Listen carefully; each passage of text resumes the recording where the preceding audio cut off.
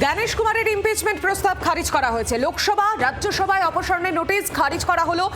Notice খারিজের কোনো কারণ এখনো পর্যন্ত কিন্তু ব্যাখ্যা করা হয়নি।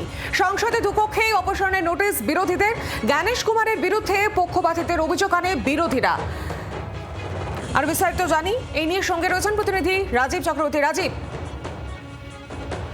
নির্বাচন কমিশনার জ্ঞানেশ কুমার তাকে অপসারণ করার একটা প্রস্তাব নোটিশ আকারে লোকসভা এবং রাজ্যসভায় বিরোধী শিবির এনেছে এবং সেই প্রস্তাব নিয়ে দীর্ঘ চর্চা হয়েছে। সব বিরোধী শিবিরের তরফ থেকে তারা স্পষ্ট জানে যে এই প্রস্তাব আনা হলেও সেই প্রস্তাব যদি গৃহীত হয় এবং গৃহীত হওয়ার পর যদি ভোটাভুটি হয় তাদের পরাজয় নিশ্চিত।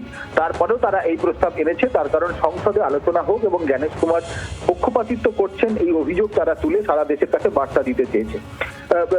দিন 15 আগে এই প্রস্তাব আনা হলেও গতকাল সন্ধ্যায় এই প্রস্তাব খারিজ হয়েছে এবং একসঙ্গে লোকসভা এবং রাজ্যসভার সচিবালয় এই প্রস্তাব খারিজ করেছে।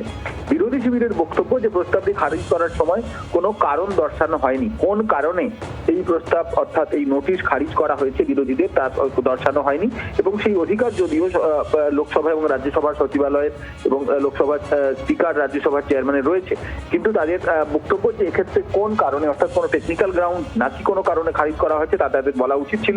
এই মুহূর্তে বিরোধী শিবির তারা মনে করছে তারা এই বিষয়টিকে নিয়ে আদালতে যেতে পারবেন না, কিন্তু এই বিষয়টিকে নিয়ে তারা পরবর্তীতে কি পদক্ষেপ করতে পারেন তা তারা পরবর্তীতে আলোচনা করে সিদ্ধান্ত নেবেন।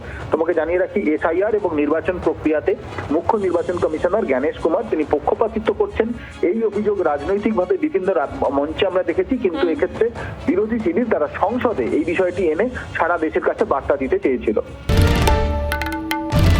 বাংলার আওয়াজ, বাঙালির আবেগ, জি 24 ঘন্টা।